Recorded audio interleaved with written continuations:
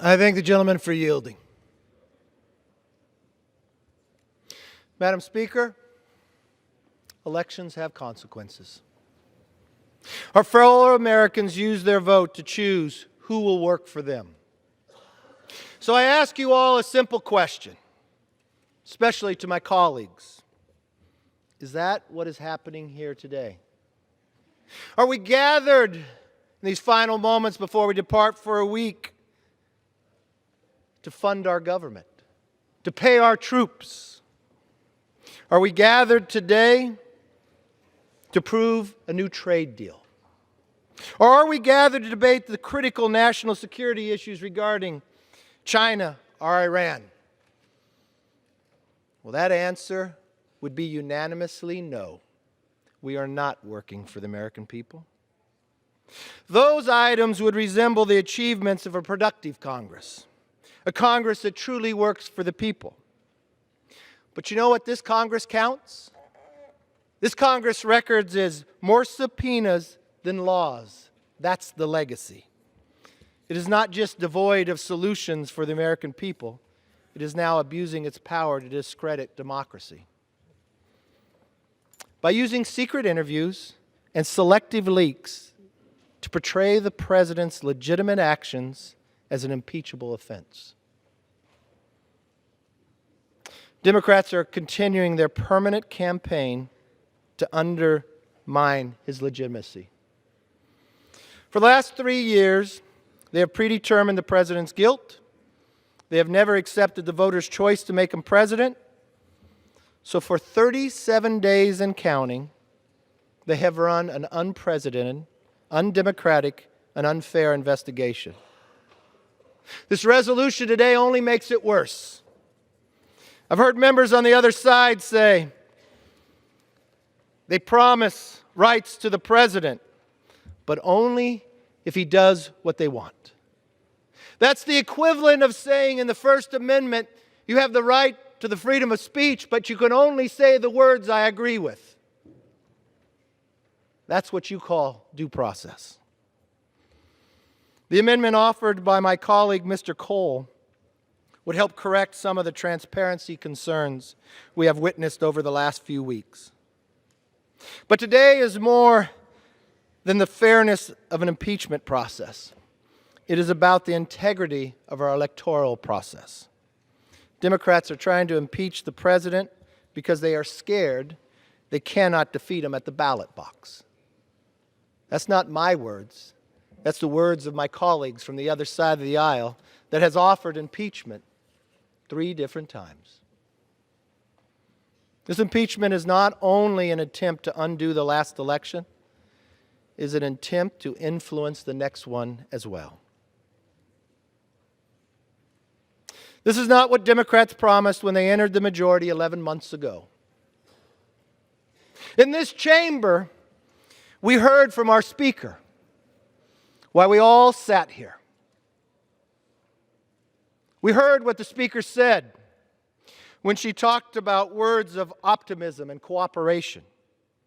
It was said we would work together to make America stronger, more secure, and more prosperous.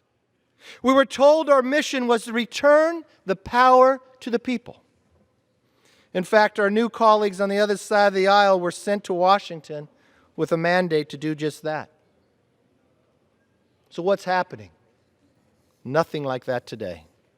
Not long ago, Democrats recognized that a partisan impeachment would put politics over people and harm our nation. That exact same Speaker that talked about cooperation, that talked about and promised the American people that they would be different. They would be different if you trusted you with the majority. You have failed in that promise. That Speaker said impeachment is so divisive to the country that unless there's something so compelling and overwhelming and bipartisan, the word of bipartisan, I do not think we should go down that path because it divides the country. What has changed since those words have been spoken? Alexander Hamilton wrote, "There will always be the greatest danger, that the decision to use the impeachment power would be driven by partisan animosity, instead of real demonstrations of innocence or guilt. This sham impeachment by Democrats have proven Hamilton right and betrays the Speaker's own words. I know emotions are high. I know members would even run for positions of chair simply on the fact that they would be a better chair for impeachment right after the election. But when we all stood that day and listened to the words of the Speaker of cooperation, we all raised our hand to uphold the Constitution. Tomorrow is November 1st. We're 1 year away from an election, not just for this House, but for the highest office of presidency. Why do you not trust the people? Why do you not allow the people to have a voice? Why, in a process that America lends their voice to all of us, that you deny us to speak for them? Is animosity risen that high? Is Hamilton proven correct again? There is a moment and time that you should rise to the occasion. This is that moment. This is the moment that history will write. History will ask you, when you cast this vote, when you cast a vote to justify something that has gone on behind closed doors, I want you to ask the historian and answer the question, what do you know that happened there? Have you read anything that took place that you just justified? What do you believe the definition of due process is? What do you think the First Amendment is? Do you have the right to have a voice, or only the words that you agree with? You may get elected in a primary, but in a general election, you're elected to represent the people of America, not to deny their voice. This House is so much better than what is transforming today.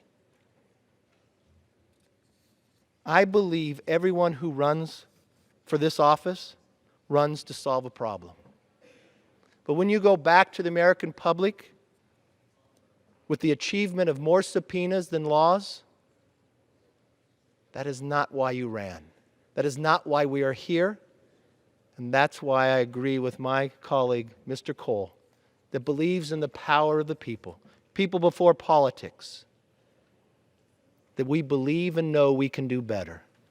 That we believe the Speaker when she said about cooperation. We believed her when she said if you trusted them with the majority, they would be different. I guess it's only fitting you take this vote on Halloween. I yield back.